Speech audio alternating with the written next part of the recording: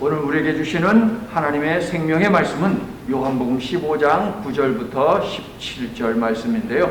오늘도 저와 여러분이 교독을 하도록 하겠습니다. 앞에 나온 노란 색깔은 여러분이 읽어주시고 하얀 것은 제가 읽겠습니다. 요한복음 15장 9절부터 17절 교독합니다. 시작.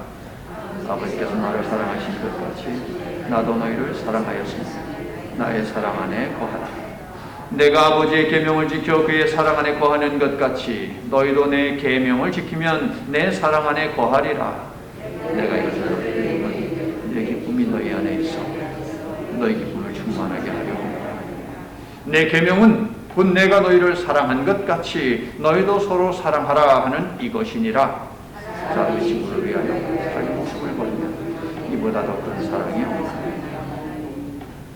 너희는 내가 명하는 대로 행하면 곧 나의 친구라. 이제부터 너희를 종가하지 아니하리니 종은 주인이 하는 것을 알지 못합니다. 너희를 친구라 하였더니 내가 내 아버지께 들은 것을 다 너희에게 알게 하였습니다. 너희가 나를 택한 것이 아니요 내가 너희를 택하여 세웠나니 이는 너희로 가서 열매를 맺게 하고 또 너희 열매가 항상 있게 하여 내 이름으로 아버지께 무엇을 구하든지 다 받게 하려 함이라. 내가 이것을 너희에게 명하면 너희로 서로 사랑하게 하려 함이라. 아멘. 예수님은 참이라는 단어를 참 좋아하셨던 것 같습니다. 참 예배자라고 하는 표현을 하셨고 자신을 보내시는 분은 참되다라는 말씀도 하셨고 자신의 심판은 참되다라는 말씀도 하셨죠. 그리고 스스로를 참 빛이라고 하셨고 참 떡이라고 하셨고 오늘 15장에서는 참 포도나무라고 말씀하십니다. 참 포도나무는 어떤 나무입니까? 버려진 나무가 아닙니다. 농부가 보호하고 잘 관리하는 나무, 참 포도나무이죠. 그러므로 이 나무에서 뻗어나간 가지에는 좋은 열매가 풍성히 맺을 수밖에 없는 것 아니겠습니까, 여러분? 그런데 저와 여러분이 바로 이 가지라고 하는 사실입니다. 하나님은 우리 삶 속에서 가지치기를 하시지요. 그런데 하나님의 징계와 심판은 단 한 번도 징계와 심판 자체의 목적이 있지 않다 라고 하는 것을 지난주에 강조해서 말씀을 드렸습니다. 자, 2절을 보시면 하나님의 가지치기의 목적이 무엇입니까? 정결하게 해서 맛있고 가치 있는 열매를 많이 맺게 하는 데 있지요. 그러면 열매를 맺게 하는 목적은 무엇입니까? 8절에 나와 있어요. 하나님께 영광을 드리기 위해서 그리고 제자가 되게 하기 위해서입니다. 하나님께서는 이 목적을 위해서 가지를 치실 때에 마음대로 감정대로 치시는 것이 아니라 원칙을 두고 가지를 치신다 하는 것도 우리가 지난주에 나누었습니다. 하나님은 우리에게서 거칠애를 없애시고 거품을 빼시기 위해서 정결하게 하며 열매 맺는 인생을 살라고 농부의 모습으로 이 땅에 오셨다라고 하는 것이죠, 여러분. 성도 여러분, 2절에서 확인하듯이 가지는 나무에 붙어 있어야 가지이고 플러스 열매를 맺어야 가지입니다. 이 두 가지가 충족되지 않는 가지는 쓰레기가 되어 버려집니다. 짓밟힙니다. 그리고 종국에는 불 속에 들어갈 수밖에 없습니다. 참 포도나무 되시는 예수님은 자신에게 꼭 붙어 있어 열매 맺는 가지가 되게 하시려고 최고의 영양제를 주세요. 여러분 비타민이나 이것저것 많이 챙겨 드시죠. 그런 것보다도 가장 최우선적으로 챙겨 먹어야 하는 영양제가 있으니 이름이 나의 안에 거하라. 나의 안에 거하라. 이게 바로 영양제입니다. 가지된 우리가 먹어야 하는 영양제의 이름이에요. 이 영양제를 주신 후 예수님은 이 영양제가 어떤 것인지 그러면 좀 설명을 해 주셔야 되잖아요. 나의 안에 거하라 라고 하는 이 말씀의 의미가 무엇인지 세 가지로 우리들에게 알려주시고 나의 안에 거하라 라고 하는 이 영양제가 가지고 있는 효능에 대해서 또 5가지로 우리들에게 알려주십니다. 자, 오늘 저는 여러분에게 이 영양제와 함께 설명서를 드리려고 하는데요. 꼼꼼히 여러분 챙겨서 드시기 바랍니다. 그래서 좋은 열매 맺는 그런 인생을 사시기를 예수님의 이름으로 축원합니다. 나의 안에 거하라 라고 하는 말씀의 첫 번째 의미는 무엇입니까? 나의 사랑 안에 거하라는 의미입니다. 구절을 여러분이 읽어주세요. 시작. 아버지께서 나를 사랑하신 것 같이 나도 너희를 사랑하였으니 나의 사랑 안에 거하라. 나의 사랑 안에 거하라. 예수님이 나의 안에 거하라 라고 말씀하셨고 또 이어서 나의 사랑 안에 거하라. 그러므로 나의 안에 거하라는 말씀은 나의 사랑 안에 거하라는 말씀이 되겠습니다. 우리로 하여금 예수님의 사랑 안에 거하게 하신 이유는 조금 전에 읽은 구절에 나와 있죠. 하나님이 예수님을 사랑하기 때문이고 예수님이 하나님의 사랑으로 우리를 사랑하기 때문이에요. 그러므로 나 같은 죄인도 사랑하신 그 사랑의 시작점에 무엇이 있느냐? 바로 하나님이 있다는 거예요. 그 시작점에 하나님의 사랑이 있다는 것이죠. 하나님이 세상을 나를 이처럼 사랑하사 독생자를 주셨고 그래서 구원과 영생의 길이 열렸다는 것이죠. 그러니까 하나님이 시작이 있는 거예요. 하나님이 세상을 이처럼 사랑하사. 하나님이 사랑의 시작이에요. 하나님이 구원과 영생의 시작이라고요. 그럼 우리는 무엇을 해야 합니까? 이 사랑을 받아 먹으면 되는 거예요. 사도 요한에게 말씀을 주시면서 집어먹어라, 받아 먹어라 라고 말씀하셨듯이 이 사랑을 주시니 우리는 받아 먹으면 되는 것이에요. 성도 여러분, 나의 안에 거하라 라고 하는 이 말씀을 통해서 예수님이 우리들에게 뭐 많은 것을 기대하고 계시지 않습니다, 여러분. 많은 일을 하라라고 하는 말이 아니라 십자가로 우리의 멸망을 막으신 예수님 안에 거하면서 예수님의 사랑을 먹으라라는 거예요, 여러분. 그래서 회복과 치유와 안식을 누려라 라고 하는 것이 나의 안에 거하라 라고 하는 이 말씀의 의미가 되겠습니다. 많은 걸 우리들에게 요구하는 것이 아니라 내 사랑 안에 있으면 내 사랑이 주는 회복을 먹고 안식을 먹고 치유를 먹고 축복을 먹어라 라고 하는 사실이라고요, 여러분. 할렐루야. 결국 예수님 안에 거하라라고 하는 말씀은 우리에게 부담을 주려고 하시는 것이 아니라 우리에게 은혜를 주기 위함이시더라. 할렐루야. 이미 예수님은 14장에서 나는 평안을 너희들에게 줄 텐데 세상이 줄 수 없는 평안을 줄게 라고 약속을 하셨지요. 비록 예수님이 떠났지만 예수님과 사랑 관계 속에 있는 자들에게는 불안과 염려와 공포가 있는 것이 아니라 이상하리만큼 평안한 그 평강이 우리 속에 있게 하겠다라고 하는 약속이에요, 여러분. 이런 축복이에요. 약속하신 영이신 성령님이 예수님처럼 제자들과 함께 그리고 우리들과 함께 보혜사의 모습으로 함께 하시면서 예수님은 이 땅에 보혜사의 모습으로 오셨다고 설명을 드렸죠. 가시기 전에 또 다른 보혜사를 약속해 주셨는데 그 보혜사 즉 성령님이 우리 곁에 계셔서 불안한 일이 생기고 시련이 찾아오고 고통이 찾아오고 있는 그 순간에 그것 때문에 덜덜덜 떠는 것이 아니라 오히려 마음을 평안하게 해주신다는 거예요. 아들아 걱정하지 마. 딸아 걱정하지 마. 내가 너와 함께 하는데 뭐가 문제니?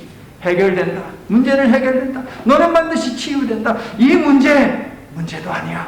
라고 성령님이 말씀을 해주신다고 하는 사실입니다. 이 계획은 변하지 않으며 이 약속은 너무나도 확실하기 때문에 예수님은 14장에서 성령에 대해서 쭉 얘기하시고 또 15장에서도 성령에 대해서 이야기를 해주시는데 26절 말씀을 보면 다시 한번 성령님에 대해서 총정리를 해서 알려주시지요. 26절을 읽어주십시오. 시작. 내가 아버지께로부터 너희에게 보낼 보혜사 곧 아버지께로부터 나오시는 진리의 성령이 오실 때에 그가 나를 증언하실 것이요. 사랑하는 성도 여러분, 보혜사 성령님이 보혜사 예수님이 우리와 함께 하셨던 것처럼 동일하게 우리와 함께 하심을 믿으시기를 바랍니다.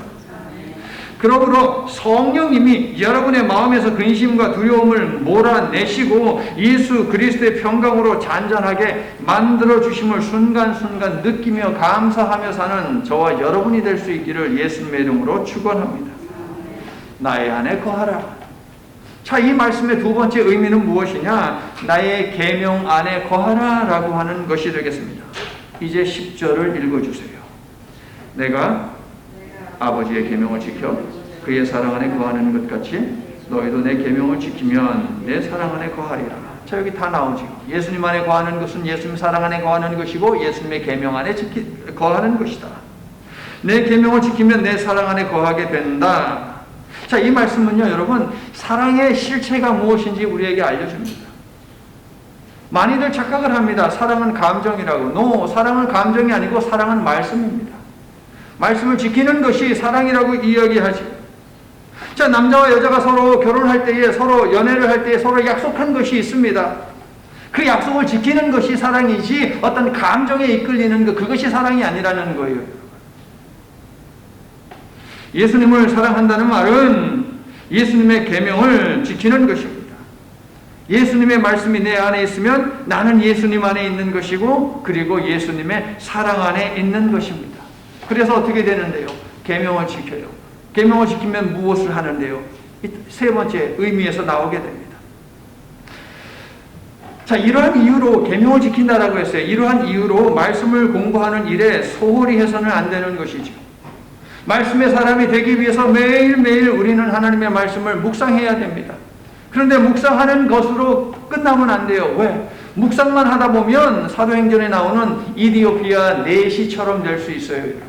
읽기는 읽는데 무슨 뜻인지를 모른다는 것이죠.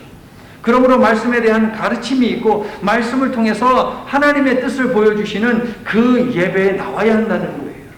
예배 속에서 훈련받고 예배 속에서 주님의 음성을 듣고, 아하, 이 말씀이 이런 뜻이구나. 그런데 이 뜻을 가지고 있는 하나님의 이러한 말씀이 내가 속한 공동체에게, 그리고 오늘을 사는 나에게 이러한 도전을 주시는구나 라고 하는 것을 예배를 통해서 알 수 있다는 거예요.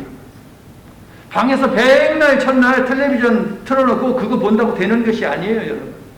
그 교회에서 선포되어지는 말씀은 그 교회 공동체에 주신 말씀이죠, 여러분. 그러므로 한 공동체에 속해서 부지런히 말씀을 배우고 예배 속에서 하나님의 음성을 듣는 일, 참으로 귀하고 값지다는 것이에요. 그러므로 말씀을 배우고 개인과 공동체를 향한 하나님의 뜻을 듣는 모든 예배를 귀하게 여기고 중요하게 여기고 또 참여하는데 열심을 내시기를 예수님의 이름으로 축원하는 것입니다. 자, 세 번째 의미, 나의 안에 거하라. 12절에 있는데요.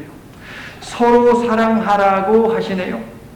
12절을 여러분이 이제 읽어주세요. 시작. 내 계명은 곧 내가 너희를 사랑한 것 같이 너희도 서로 사랑하라 하는 이것이니라. 이미 앞에서 나왔어요. 서로 사랑하라. 이것이 새 계명이라고 예수님이 말씀하셨죠. 예수님은 방대한 구약 성경을 사랑이라고 한 단어로 요약을 해 주셨죠. 하나님을 사랑하라. 서로 사랑하라. 예수님 안에 거한다는 것은 예수님의 사랑 안에 거한다는 것이고, 이 사랑의 실체는 무엇이냐? 계명을 지키는 것, 말씀을 지키는 것이고, 그러면 계명의 실체는 뭐냐? 말씀의 실체는 뭐냐? 그것은 서로 사랑하는 것이에요. 이해하시겠어요? 사랑의 실체는 계명이고, 계명을 지키는 것, 계명의 실체는 서로 사랑하는 것이고, 서로 이렇게 호환되잖아요. 왔다 갔다 하잖아요. 하나님의 말씀이 사랑이고 사랑이 하나님의 말씀이라는 것이에요. 그러므로 우리가 하나님을 믿는 믿음을 가지고 하나님의 말씀의 액기스인 extract, 서로 사랑하라는 말씀을 지키면 우리는 예수님에게까지 자라나는 것이에요. 나는 여러분이 예수님만에 거하여 예수님의 사랑을 먹고 위로와 치유와 안식을 얻어 그 힘으로 말씀을 준행하며 서로 사랑하는 삶을 사시기를 예수님의 이름으로 축원합니다. 자, 포도원 농부 되시는 하나님은 참 포도나무인 예수님 안에 거하여 예수님의 사랑을 먹고 서로 사랑하며 예수님께서 주신 그 새 계명을 지키는 사람들에게 보상을 해주세요. 상급을 주세요. 오늘 본문에서 한 5가지 정도가 찾아지는데, 첫 번째 상급은 무엇입니까? 기쁨입니다. 기쁨. 11절을 읽어주세요. 시작. 내가 이것을 너희에게 이르면 내 기쁨이 너희 안에 있어 너희 기쁨을 충만하게 하려 합니다. 충만한 기쁨이 바로 첫 번째 상급입니다. 자, 하나를 가르쳐 드릴게요. 기쁨, 은혜, 선물. 그리스 성경에서 이 세 가지는요, 그 뿌리가 똑같은 단어예요. 뿌리가 똑같은 단어예요. 기쁨, 은혜, 선물. 하나님은 기쁨의 은혜를 선물로 주셨어요, 여러분. 그런데 세상이 주는 기쁨 중 그 어떤 것도 이 기쁨과 비교할 수 없다는 것이지요. 예수님이 주신 평안, 세상의 것, 그 어떤 것 내밀어도 비교할 수 없듯이 기쁨도 동일합니다. 상급으로 주시는 주님의 기쁨은 우리로 하여금 어떤 상황 속에서도 항상 기뻐하게 하는데, 우리가 기쁨으로 너무너무 기뻐서 하나님의 말씀이 내 속에 들어오니까 너무 기뻐요. 그래서 싱글벙글 막 웃어. 사탄이 무서워요. 아무리 찔러대도 그냥 싱글벙글 웃으니까 사탄이 두려워하지요. 들어올 엄두를 못 내는 거예요, 여러분. 주님 안에서 싱글벙글 한번 웃어보세요, 여러분.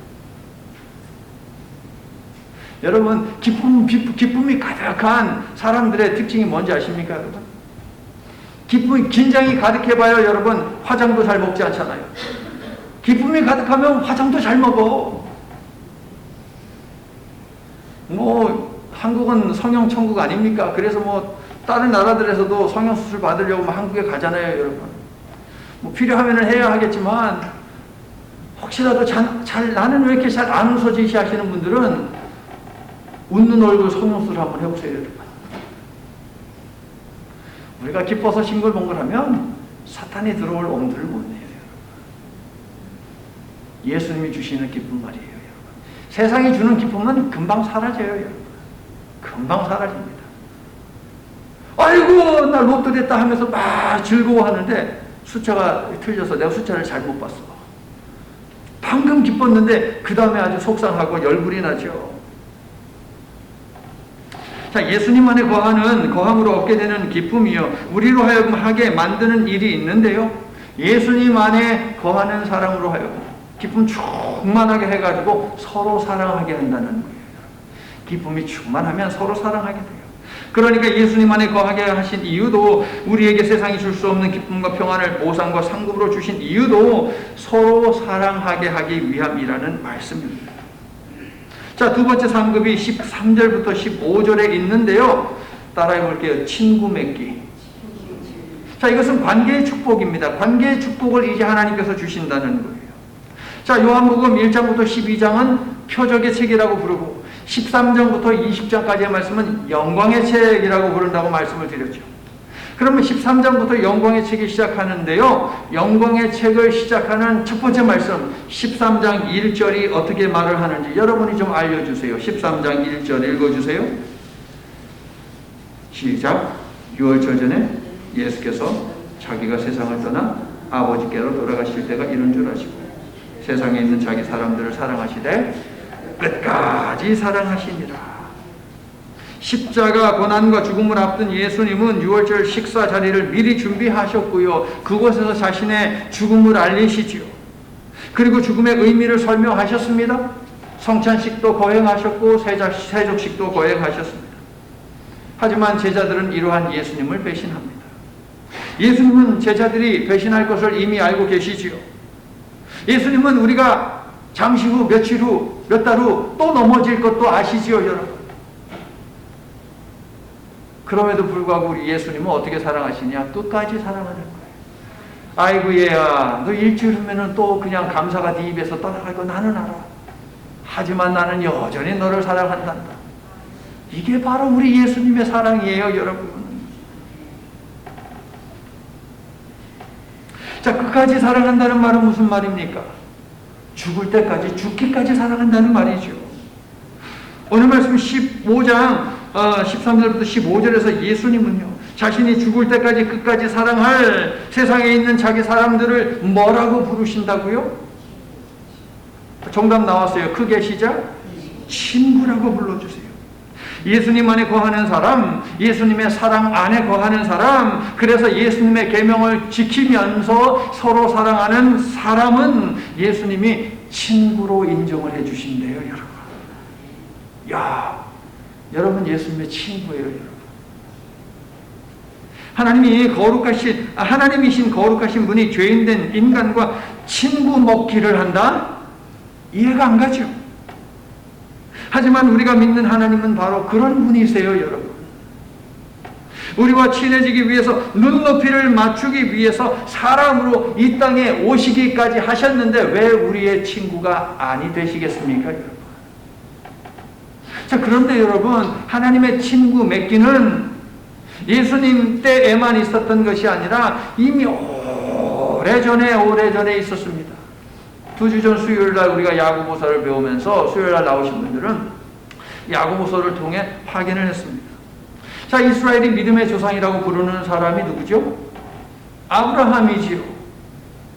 자, 하나님께서는 아브라함을 이미 친구라고 하셨어요. 야고보 사도가요, 믿음은 행함과 함께 일하고 행함으로 믿음이 온전하게 된다라고 말을 한 다음에 아브라함을 칭찬하면서 시편 41편 8절을 인용하여 이렇게 말합니다. 야고보 2장 23절. 이에 성경에 이른 바 아브라함이 하나님을 믿으니 이것을 의로 여기셨다 하는 말씀이 이루어졌고 그는 하나님의 벗이라 칭함을 받았느니라. 하나님의 벗이래요, 아브라함이. 친구가 아니라면 무엇입니까? 주인과 종의 관계지요. 친구가 아니라면 스승과 제자의 관계이지요, 여러분. 그런데 이 관계는 어떤 관계입니까? 상하 관계입니다. 수직적인 관계입니다. 일방적인 관계입니다. 자유가 없습니다. 특권은 빠져 있습니다. 한마디로 주종 관계입니다. 친구가 아니라면 주종 관계입니다. 이러한 주종 관계에는 오직 의무만이 있죠. 그러나 하나님과 예수님은 고대 종교 세계가 가르치고 정한 관계를 초월하시어 하나님과 우리 사이를 나는 말하고 너는 복종해라 라고 하는 상명 하복의 관계가 아닌 수평적인 친구 관계로 재정립해 주셨다는 것입니다. 13장 16절에서 예수님은 이렇게 말씀하셨죠. 13장 16절 앞에서는 뭐라고 하셨느냐? 종이 주인보다 크지 못하다라는 말씀을 하셨어요. 그런데 15장 20절에서 바로 이 말씀, 13장 16절에서 하신 말씀을 상기시키면서 하시는 말씀이 지금 너희는 종이 아니야. 종이 주인보다 크지 못하는데 지금 너희는 종이 아니야. 친구야. 라고 말씀하시면서 예수님과 그리고 예수님의 제자들, 하나님과 하나님을 믿는 사람들 사이의 관계는 친구의 관계다라고 하는 것을 극대화시켜 주셨습니다. 자, 이것은 여러분 하나님 신 개념의 혁명이에요, 여러분. 당시 종교세계에서, 아니 오늘날의 종교세계에서도 신과 인간이 친구다 이런 일은 없습니다, 여러분. 이런 일은 없습니다. 이거는 혁명입니다. 신 개념에 대한 종교 혁명이에요. 그래서 오늘 예배 전에 어떤 찬양을 우리가 계속 불렀습니까? 예수님은 나의 좋은 친구. 예수님은 나의 친구. 그래서 기쁘다 라는 찬송을 우리가 계속 부른 것이에요. 물론 하나님이 우리를 친구로 대해 주신다고 해서 하나님하고 맘먹어도 된다 이런 말은 아니에요, 여러분. 서로 신뢰하며 서로 사랑을 주고받는 그런 관계임을 이야기하는 것이죠. 신뢰와 사랑의 관계를 강조하기 위해서 하나님과 아브라함이 친구고 예수님과 예수님을 따르는 우리들이 친구다라는 말씀을 주는 것이에요. 너는 나의 노예가 아니라 친구다. 이 놀라운 은혜의 선포를 우리에게도 주셨으니 은혜이고 감사인 것입니다. 할렐루야. 예수님 안에 거하여 예수님의 사랑을 먹고 그 사랑에 감사하여 예수님의 계명을 지켜 서로 사랑하는 사람에게 주는 상급 세 번째 15절 후반부에 있는데요. 예수님이 하나님으로부터 들은 모든 것을 알게 해주시겠다라고 하는 말씀의 축복이 바로 세 번째 상급 보상이 되겠습니다. 선택은 무엇입니까? 선택. 그것은 의지적 결정입니다. 누구를 사랑한다는 말은 사랑하기로 의지를 품었다는 것이죠.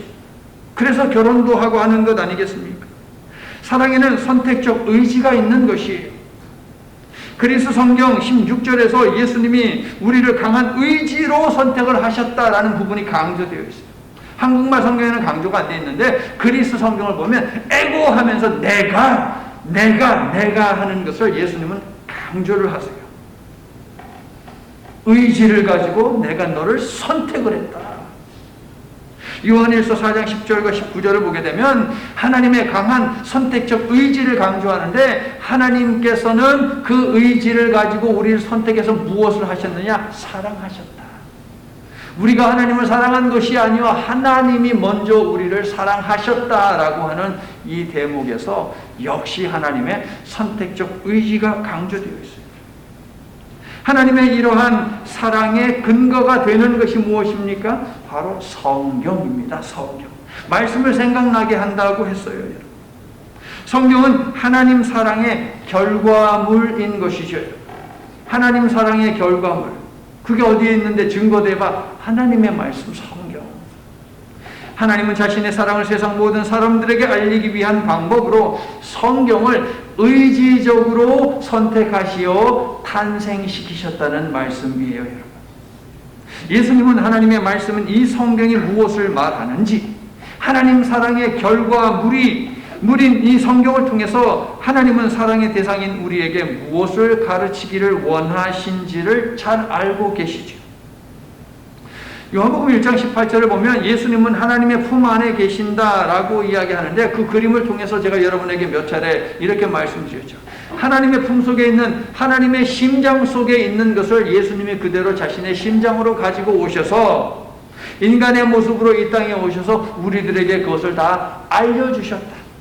7가지 표정을 통해서, 그리고 7가지 나는 뭐뭇이다 라고 하는 그 정체성 선포를 통해서 하나님이 어떤 분이신지, 하나님의 심장 속에, 마음 속에, 품 속에 무엇이 있는지 그것을 다 알려주셨어요, 여러분.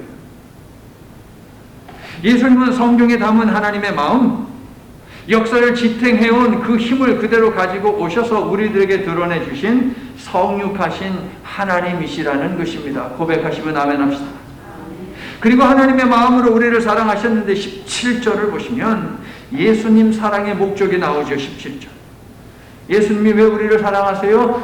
우리가 서로 사랑하게 하기 위해서라고 나옵니다. 결국 세 번째 상급도 서로 사랑하는 것입니다. 그런데요, 하나님께서 강한 의지를 품고 우리에게 주신 값진 선물인 성경을 멀리하는 사람들이 있습니다. 믿는다고 하면서도 성경을 가까이 하지 않는 사람들이 있는데, 하나님의 말씀을 가까이 하지 않는 사람들은 분명히 기억해야 합니다. 그들의 태도는 무엇이냐? 사랑을 주시려는 하나님을 밀어내고 있어요. 생명을 주시는 하나님을 거부하고 있어요. 그냥 성경만 멀리한 것이 아니에요. 하나님을 멀리한 것이고, 그들이 그토록 바라는 하나님의 사랑도 밀어내고 있다는 것입니다. 나는 여러분이 이런 사람이 되지 않기를 바랍니다.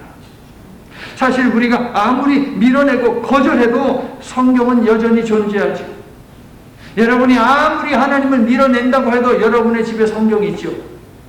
여전히 있잖아요.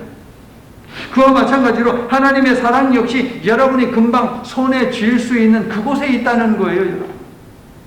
하나님의 사랑은 여러분의 삶의 한복판에 있음을 믿으시기를 바랍니다. 성도 여러분, 하나님의 사랑은 우리가 거절한다고 해서 물러설 사랑이 아닙니다. 믿으시면 아멘 합시다. 자, 네 번째 상급이요. 과실을 많이 맺게 된다는 열매의 축복이 되겠습니다. 16절에 나오죠. 여러분, 사랑을 주제로 한 드라마나 영화가 얼마나 많습니까? 그런데요, 이목을 끌기 위해서 자극적인 내용들이 엄청 많습니다. 사랑과 전쟁이라고 하는 한국의 드라마를 보면 내용을 보면 말도 안 되는 내용이에요. 그런데 공감하는 사람들이 또 많이 있더라고요. 우리는 결국 사랑이라는 이름으로 전쟁을 하는 거예요. 우리의 삶을 보면. 텔레비전 사랑 이야기 하잖아요. 사랑이라는 이름으로 전쟁을 하는 것이 우리들의 삶이다. 내 가진 사랑이 일방적이라는 생각이 들 때 많은 경우 우리는 사랑하기를 포기합니다. 내가 왜 희생해야 돼? 내가 이만큼 참아주면 되는 것이지. 왜 내가 손해봐야 돼? 사랑은 희생이고 포기다라는 말에 대해서 세상은 반박합니다. 왜?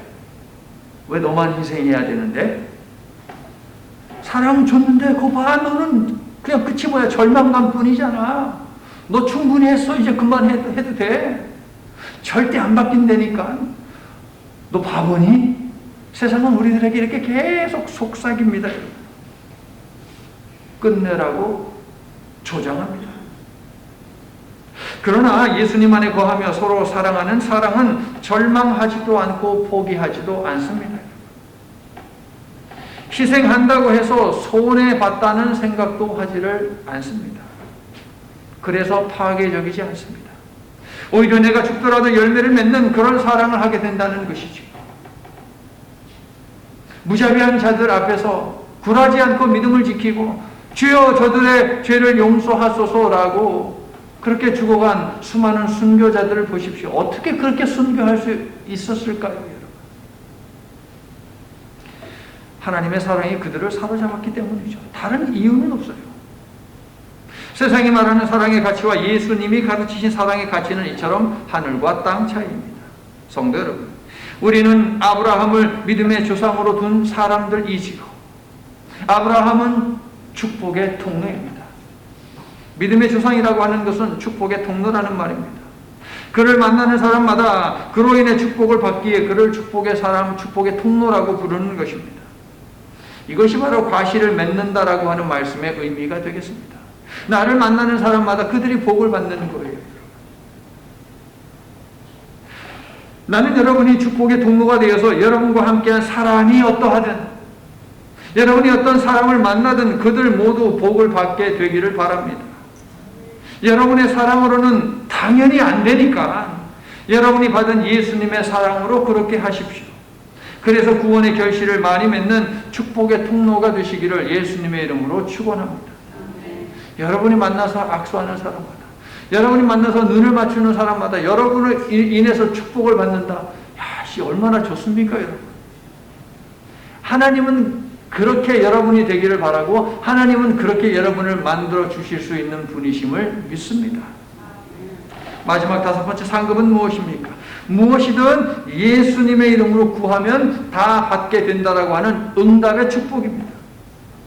예수님은 이 약속을 반복하시지요. 자, 이제 여러분의 성경에 여러분이 찾아서 표시를 해보세요. 반복하셨어요. 14장 13절과 14절에서 연이어서 예수님은 이 약속을 하셨습니다.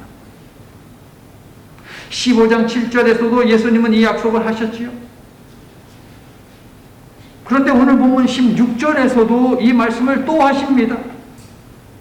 부족했을까요? 16장 넘어가면 24절에서도 구하면 받는다라고 하는 말씀을 약속을 또 하십니다. 왜 반복하십니까? 우리가 못 믿어서 그렇습니까? 그럴 수도 있어요. 근데 그거보다는 확실하다는 거예요.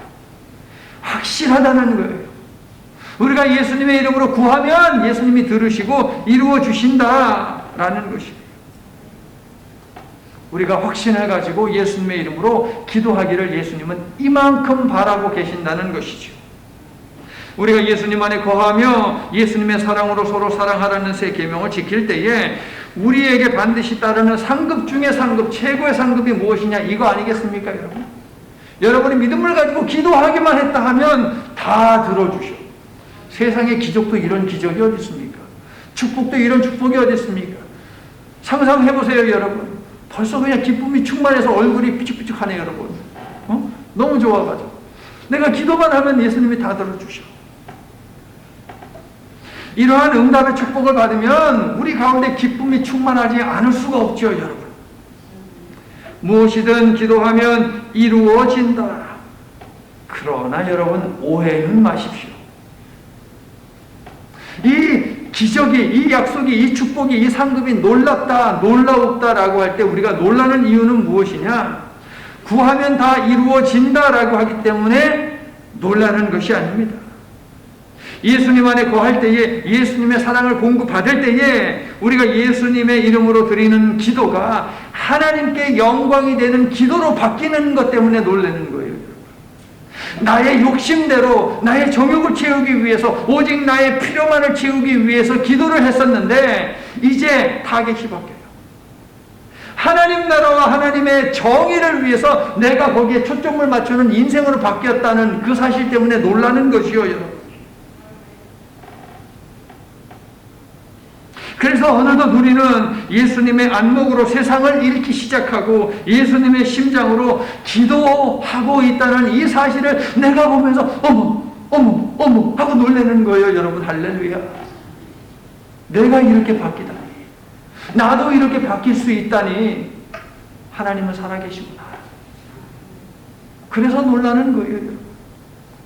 하나님 오늘 집에 가다가 내가 마트에 들려가지고 복권을 하나 살 테니까 꼭 이게 당첨되게 해주세요. 예수님의 이름으로 기도합니다. 아멘 하면 됩니까 여러분? 그러면 기독교는 타락하고 크리스찬들은 엄청 타락했을 거예요. 그것이 아니죠. 하나님의 영광을 위해서 드리는 기도라야 예수님이 다 들어준다는 그런 의미에 앞에서 우리가 다 공부했던 거예요. 여러분, 성도 여러분, 우리의 이 놀라운 변화가 기적 중에 기적입니다. 여러분, 동의하시면 아멘 합시다. 그래서 세상이 어찌하지 못하는 기쁨이 충만하게 되는 것입니다.